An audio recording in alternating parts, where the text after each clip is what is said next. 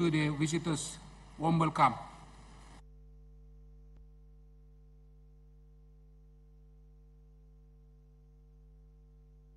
The petitions. Clerk notices.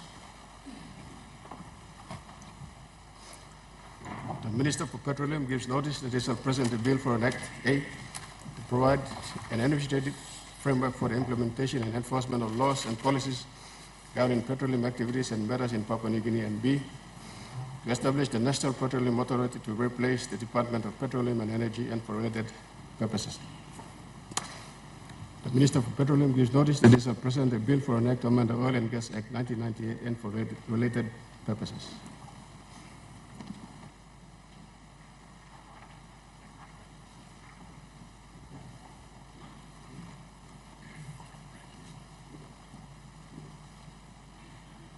Prime Minister. Mr. Speaker, I move that this Parliament expresses its deepest regret, sympathy and sorrow at the death on the 30th of January 2025 of late Grand Chief Right Honorable Sir Julius Chain, CBE, KBE, GCMG, GCL, PC, MP, the member for New Ireland Provincial Government, former Prime Minister of Papua New Guinea, and places on record our sincere appreciation for his meritorious public service and tenders our profound sympathy to his family, Lady Stella Chain, his children, Vanessa Chain, Pelgan, Baron Chain, Mark Chain, Toya Chain, and to the grandchildren, people of Namatanai, people of New Ireland Province, that we extend our profound sympathy and bereavement in this moment of passing. He was first elected to the Namatanai open seat in the second House of Assembly from 1968 to 1972, re-elected to the same seat in the third House of Assembly and the first National Parliament from 1972 to 1977, the second Parliament from 1977 to 1982, third National Parliament from 1982 to 1987, fourth National Parliament from 1987 to 1992, and fifth National Parliament from 1992 to 1997. He was then elected to the New Ireland Provincial seat in the 8th Parliament from 2007 to 2012, re-elected to the 9th National Parliament from 2012 to 2017, re-elected to the 9th National Parliament from 2012, I beg your pardon, re-elected to the 10th National Parliament from 2017 to 2022, and the 11th National Parliament from 2022 to his passing on 30th of January 2025. During those terms, he served in various capacities as Prime Minister from 1980 to 1982 after a successful vote of no confidence, and from 30th August 1994 to July 22nd, 1997, following the Supreme Court's ruling that declared Mr. Wingti's re-election null and void. He also served as Deputy Prime Minister from 1997 to 1998, from 1985 to 1988, and 1992 to 1994, and Minister for Primary Industry from 1977 to 1978, Minister for Finance and Planning in 1985, and also from 1992 to 1994. Minister for Trade and Industry in 1987 to 1988 and Minister for Foreign Affairs and Trade in 1994. He served as the member for New Ireland Provincial Governor, New Ireland Province, and as Governor from 2007 to his passing in 2025. He also served as Deputy Speaker, Vice Chairman of the Public Accounts Committee, and was leader of government business between 1968 to 1972, and was member of the Public Accounts Committee in 2012. Mr. Speaker, I put this to you, and I want to reserve my condolence speech after you ask our members to vote for this segment.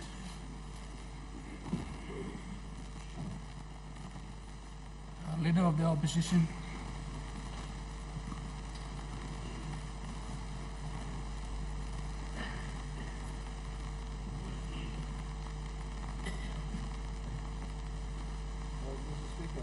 I will now move my, I'll go into my condolence speeches. I want to, Mr. Speaker, from the outset, on behalf of my own people of Taripori, who elected me into office since 2007, and on behalf of my wife Rachel, who was with me in an afternoon of 2002 in April, Sir Julius endorsed me to be his candidate for the Taripori seat. I want to say on behalf of my children and people to Lady Stella and to Sister Vanessa and Mark, Byron, and to Toya and all the grandchildren, people of Tanga, people of Namatanai, people of New Ireland, all families and relatives. Personally, myself, speaking as a person, I was privileged to have sat at his feet in the formation days of my life as a intending politician. I just want to say thank you very much for his leadership and contribution, greater to the country, for he did well, but more so on my own self. I just want to appreciate the hand that he played in the ushering of my political career. I sincerely appreciate it. Mr. Speaker, it really is a moment of profound sadness for me to speak and to pay homage and pay tribute to this great man who shared the political life with other great men, the greatest in Sir Michael Somare, and all in the 1968, the Second House of Assembly, to prepare our country for independence from 1972 to 75. Today speaking, when we are facing our 50th anniversary, it was said for us in Parliament and in Cabinet to receive news of his sad passing on the 30th of January this year. Mrs. Assistant Speaker, our nation's 50th anniversary is dawning on us in 6 months' time. We were in Cabinet when we received the news that Sir Julius was lying in bed in his last moments. In that Cabinet on 29th of January, our discussions that exact moment was centered around our 50th anniversary and how it would be fitting for us to have the last man standing with us on our 50th anniversary day. It is not to be so. The day we choose to launch our 50th anniversary program for the year commemorated with the day he passed on. And I stand here saddened that just 6 months short, we lost the last man standing in this Parliament, a Parliament that he served since 1968. And so, Mr. Speaker, it just points to us, our members of Parliament here, that we're living in monumental moments. When I became Prime Minister in 2019, little did I knew that under my watch I would have laid to rest 4 of our country's Prime Ministers. In fact, Mr. Speaker, Sir Mekere, on December 20th, 2020 that he passed on. Sir Michael, passed on in 2021, February. It was here in this parliament. Coincidentally, 11th of March 2021, we were here receiving his body to give him respect. 11th of March 2025, we are now speaking on his great friend, help, and partner in the genesis of our country, Sir Julius, was passed on. Coincidentally, 2 same days. Sir Michael, 11th of March 2021. Sir Julius, 11th of March 2025. We are here discussing and paying homage to him in the moment.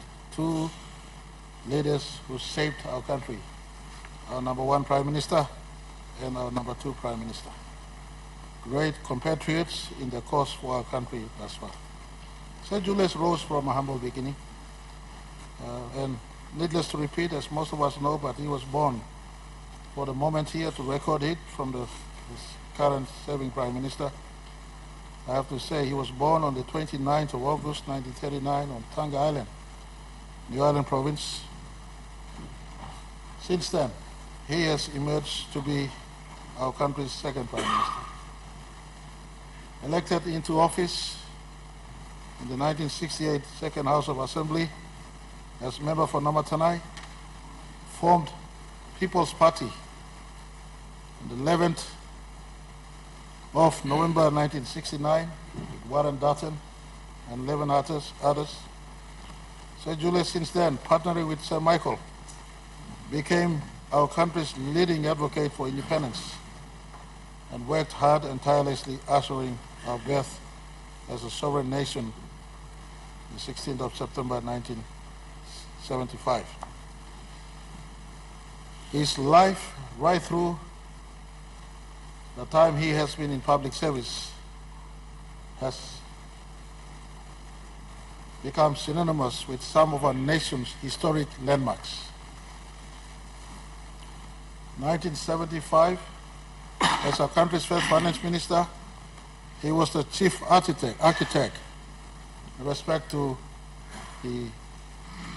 our country's economy and the financial architecture we have today. The hard Kina policy at 1975, the setup of an independent central bank at 1975, the phasing out of dollar to bring in Kina in a diligent phase-out period. He supervised that. And the birthing of Kina and Toya. That started the journey of what Sir Julius has become for our country as we laid him to rest. He was a strong hand in as far as our country's finances are concerned. Mr. Assistant Speaker, in 1980, he became our country's second Prime Minister and our first through Section 145 of our Constitution.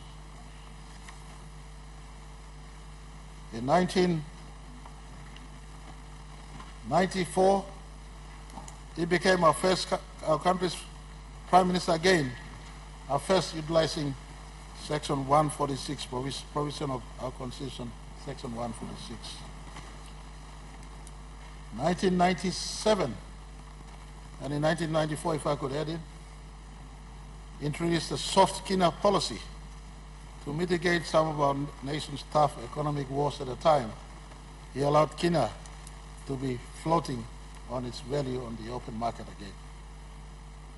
1997, Sandline saga made him become the first Prime Minister to step out of office.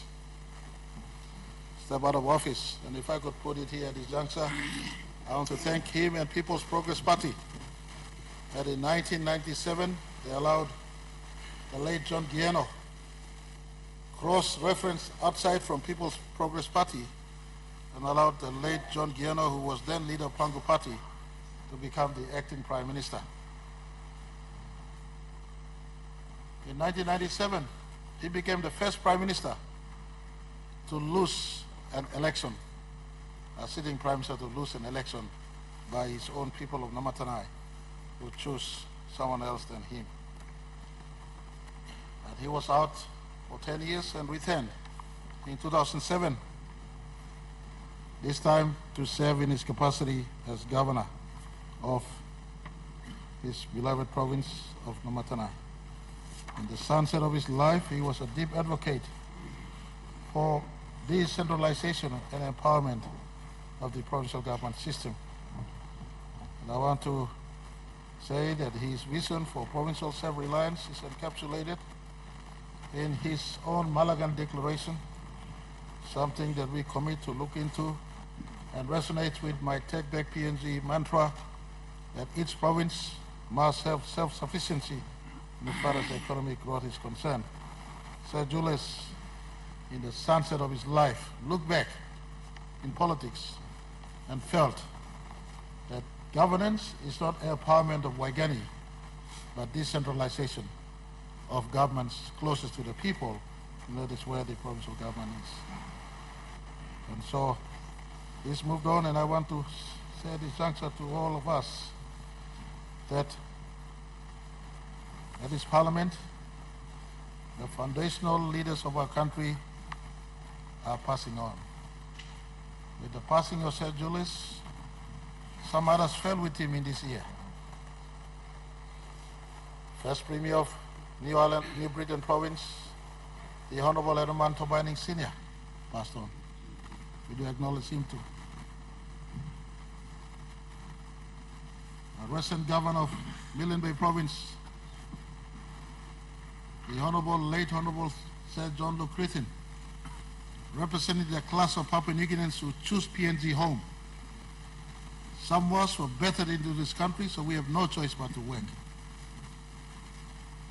The class of Sir John Luke Crithin choose PNG as home. Before independence, choose us, remain right through. And one or two amongst us serving in our current parliament. These are special people. They choose this country as home.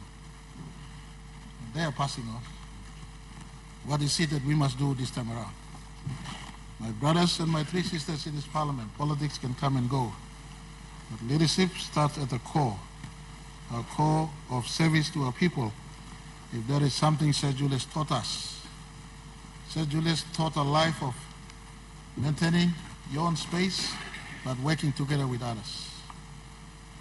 Could be greatly seen in the light and life of Sir Julius and Sir Michael. Two great nemesis in as far as politics is concerned, but two great compatriots to the work for PNG. One, a great Melanesian consensus-based leader. One, in Sir Julius, a great modern leader focused on delivering outcome for his people, his country. I remember when I was growing up in his school of politics, I sat with him and heard him on how he decided. There are many things he said, but I pick on the Poropona Freeway. Every time you travel on the Poropona Freeway, say thank you to Sir Julius. When works engineers at that time were telling him, cost is too big, there is no need for this freeway. Sir Julius heard and said, what is the traffic load in the future in this city? And against many advices, if there were Facebook in those times, they would have crucified Sir Julius. But he said, build this freeway. Let's not delay.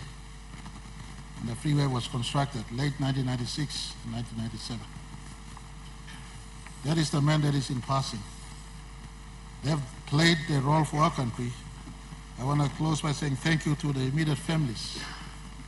As a Prime Minister at present, I know what pain it feels for our family to miss out on the life of a father, the life of a husband, the life of someone who could be there for you. Thank you to Lady Stella and to the 4 children, the grandchildren.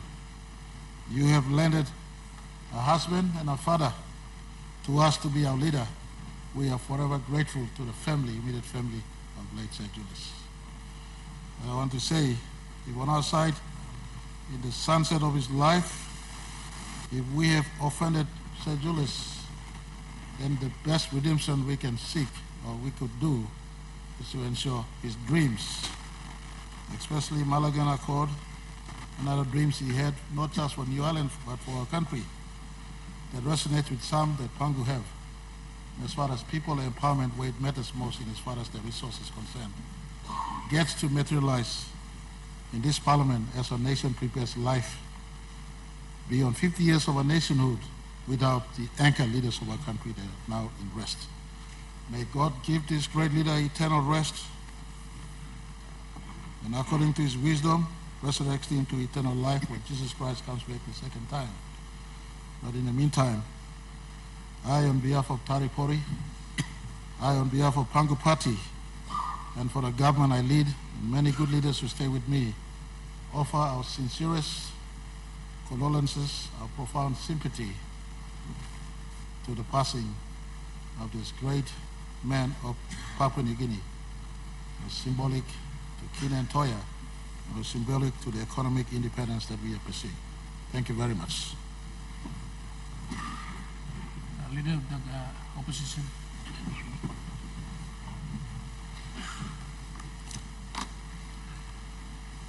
Thank you, Mr. Assistant Speaker.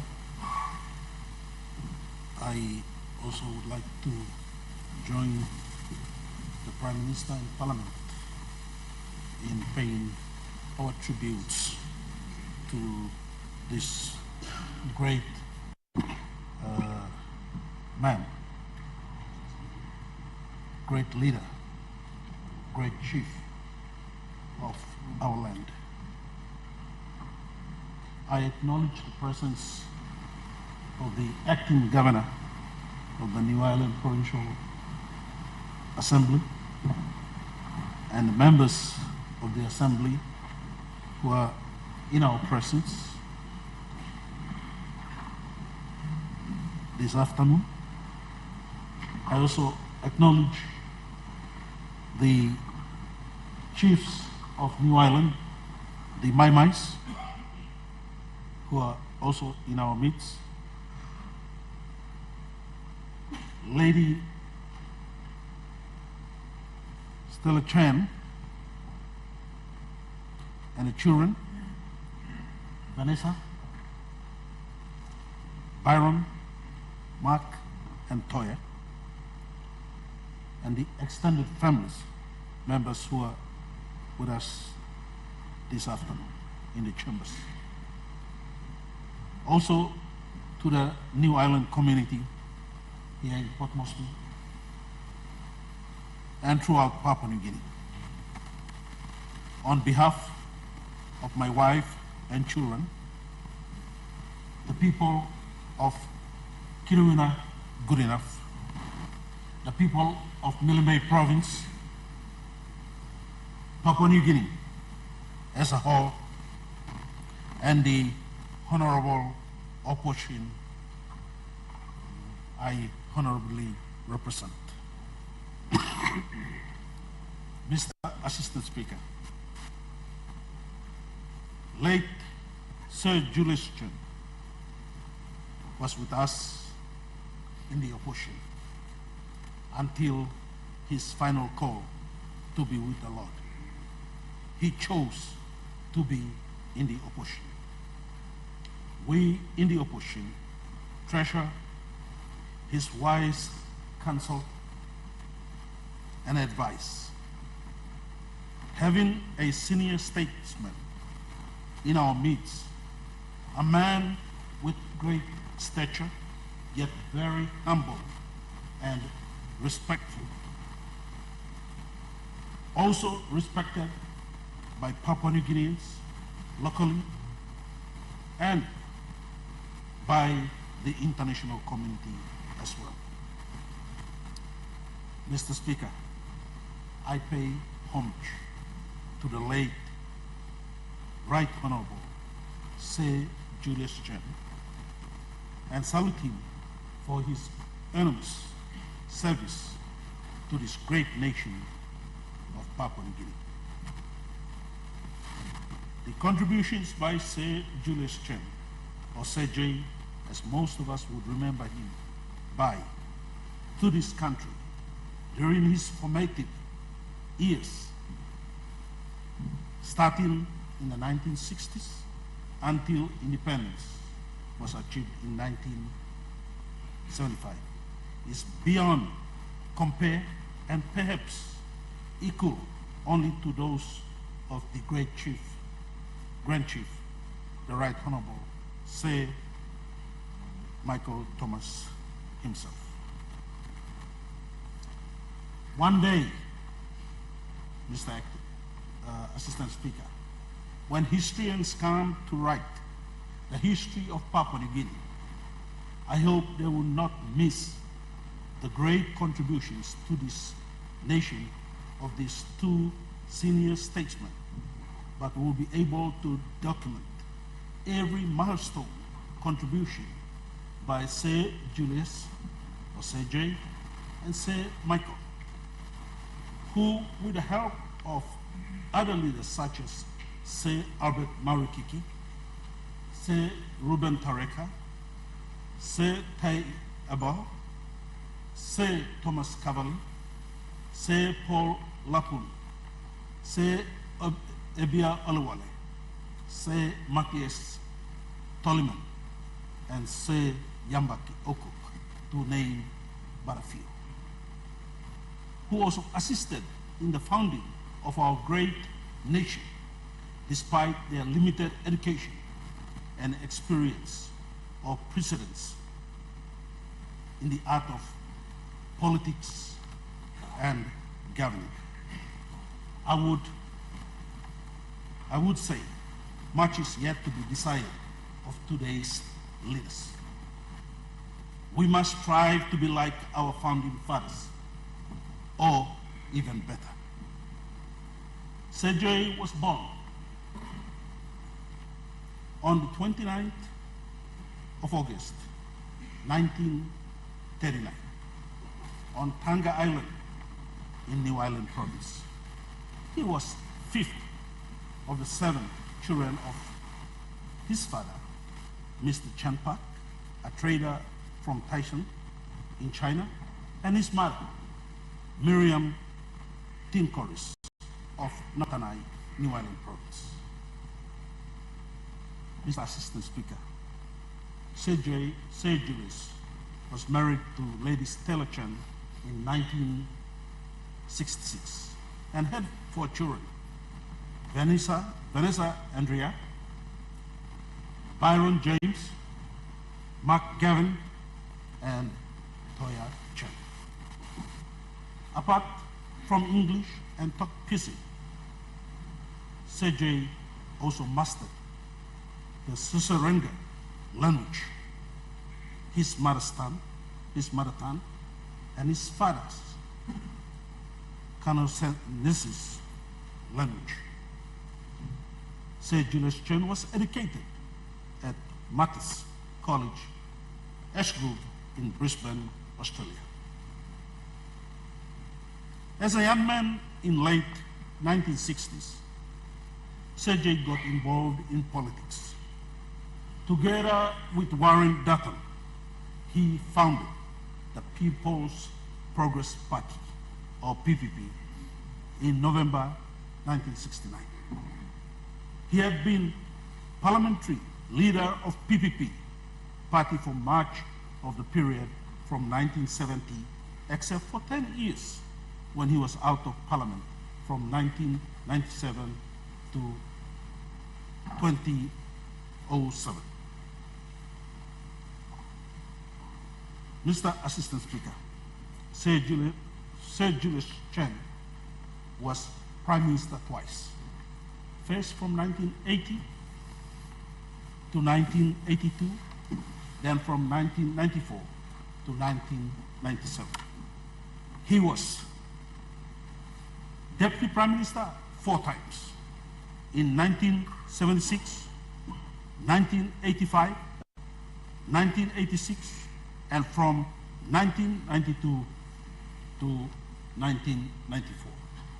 He was a true nationalist, a man who loved his people and a future generation of Papua New Guinea. He always wanted nothing but the best for this country and its people.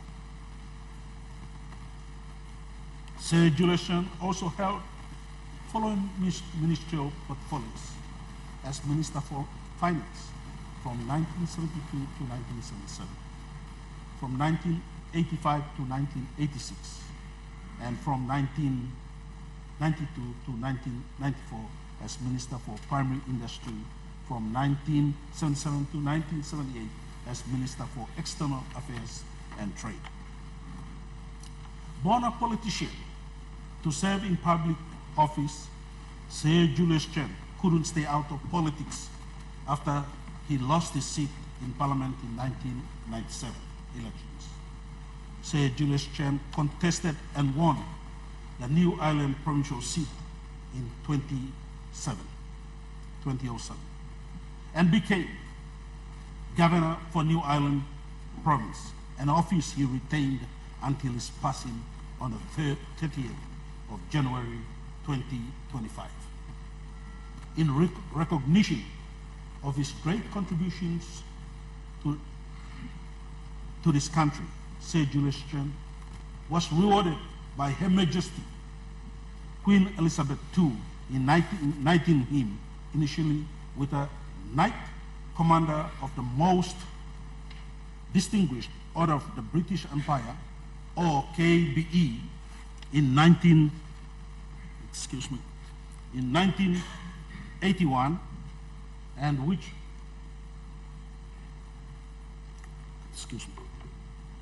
1981, and which was later upgraded to GCMG, or Commander, or Knight Grand Cross of Order of St. Michael and St. George in 1982.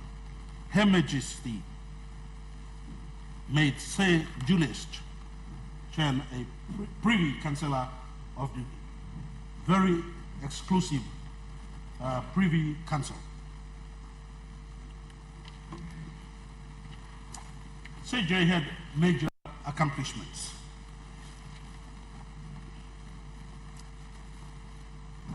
I have spoken greatly on a lot of these accomplishments, and a lot of leaders in this House have spoken greatly about his accomplishments. And Mr. Speaker, I wouldn't want to dwell more on that. I would like to allow a lot of our leaders to also contribute today. I'd like to conclude, Mr. Speaker. I call upon all leaders in Parliament to emulate great deeds that Sir Julius Chen has left behind in his legacy. Just by being decisive in the defense of our democracy and in recognition of the diversity of our multiple cultural identities in Papua New Guinea. Sir J and Sir Michael very clearly demonstrated achieving national unity through consensus and establishing trust between various micronations of our 1,000 tribes, and not by driving a bulldozer through our provincial identities. I salute you, Sir Julius Chen. Continue to rest in eternal peace. May God bless Papua New Guinea, and God bless her people. Thank you. Honorable Deputy Prime Minister. Thank you, Mr. Speaker. I'd like to also stand to give my remarks and condolences. On the eve of our country's 50th independence anniversary, on January 30 this year, Papua New Guinea lost one of our last founding fathers of our nation. The last man standing, the late Grand Chief, Right Honorable Sir Julius Chen. I rise today to pay tribute to a true statesman, a visionary leader, and one of Papua New Guinea's founding fathers, who helped with others steer our country into self-governance and independence, and was the forefront of our country's economic development. I, amongst many, if not all in this room, have been privileged to interact with him on a few occasions. Sir Julius' passing is an immense loss to our country, and we extend our heartfelt condolences to his family, the people of New Ireland, close friends, associates, colleagues, former and current employees, and the nation as a whole. Their loss will be immeasurable. Special mention to his wife, the good lady Stella Chan, and for his 4 children, Vanessa, Byron, Mark and Toya. Misawe, Belblupla, Brook, Lus, Papa Blupla. Sir Julius was a great husband, father and grandfather. My sincere condolences from myself, my family, and the people of Leh to you and yours, especially to Lady Stella. From humble beginnings to a venerated statesman, Sir Julius was part and parcel of establishing the pillars of our nation. He dedicated his life to public service, leading with wisdom, resilience, and an unwavering commitment to the people of Papua New Guinea. He was a man of extraordinary political acumen, a leader who played a pivotal role in shaping our nation from its early days of independence. Mr. Speaker, as one of our Prime Ministers, Sir Julius made immense contributions to economic reforms, governance and national development. His leadership in driving economic policies and fostering private sector growth remains a cornerstone of our great progress today. He understood that for Papua New Guinea to thrive, it had to embrace both our traditions and our modernity in a very diversified nation, balancing our rich cultural heritage with economic advancement. This was more remarkable coming from someone who was born on a remote island in Tonga, and especially so, someone of mixed race heritage in that time. Sir Julius' contributions shaped the nation's political and economic landscape as the architect of a national currency, the Kina and Toya. He played a pivotal role in strengthening PNG's sovereignty and financial independence.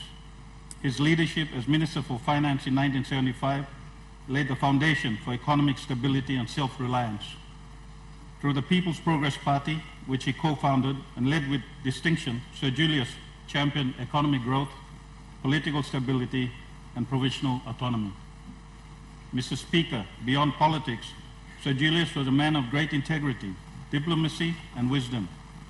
A true patriot, Sir Julius dedicated his life to public service, mentoring future leaders and advocating for the prosperity of our people. His legacy in governance, economic policy, and nation building will continue to inspire generations. His ability to engage with global leaders was a testament to his enduring legacy. Mr. Speaker, Sir Julius Chan's life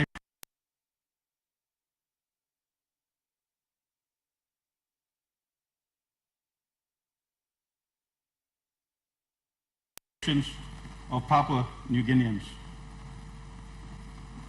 In a light moment, I remember when I was about 24 years old, Sir Julius, who was a fitness fanatic when I was in Kundiawa, I had the privilege of meeting him. He used to wake up early in the morning at 5 o'clock and run up the hill on Kundiawa Hill with his bodyguards, trying really hard to catch up with him. Mr. Speaker, in conclusion, as we pay tribute to Sir Julius today, let us also celebrate his life and legacy. Let us honor his memory by continuing the work he started, building a stronger, united and prosperous Papua New Guinea. Mr. Speaker, once again, on behalf of my family, the people of Leh and myself, I pay tribute to our late Grand Chief, Sir Julius Chan, an extraordinary leader, a founding father, and a true statesman of Papua New Guinea. May his soul rest in eternal peace. Thank you.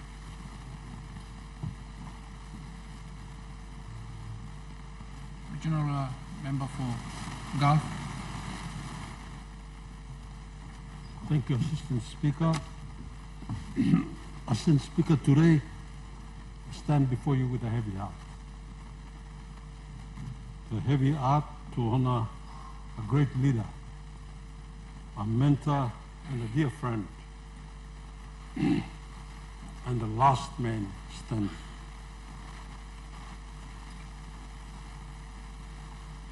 Sir Julius Jan's passing is a great loss to this country, not only to his family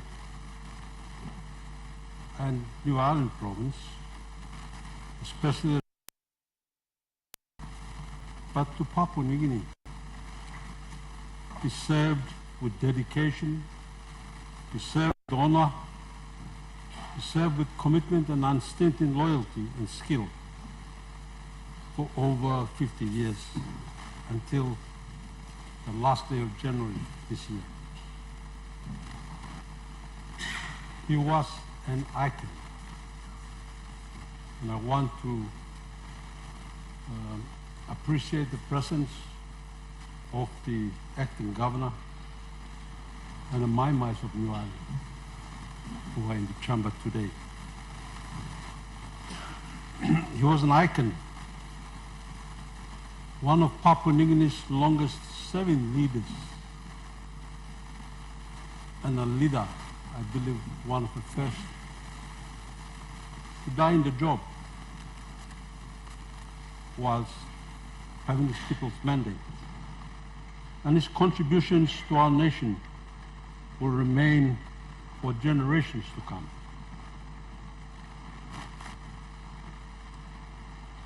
He was amongst those first people to form a foundation political party. And they believed in parties as the democratic institutions, and he led one to independence, self-government and independence, and he remained a key figure in government for decades of service. He fought hard to keep investor confidence intact, to make people believe in Papua New Guinea, to stabilize the economy without harming Papua New Guineans. This was the kind of leader he was: practical, sharp, and pragmatic, but always thinking 3 steps ahead. That experience taught me a great deal about leadership when I came to be with him, about making decisions that are tough, that needed to be made, and staying committed to the people at the same time, where or was his path. Even outside of politics, Sir Jay never stopped offering guidance to us, to myself, to leaders that he came into contact with, and with ordinary Papua New Guineans. In recent years, we would often talk about challenges Papua New Guinea still faces today, on economic management, on leadership, on governance, and on how we thought we were going. He always had concerns. He was there at Independence, setting up a tax office, customs office, it's now called IRC. IPA today, it was called NIDA those days, National Development Bank, the Agriculture Bank,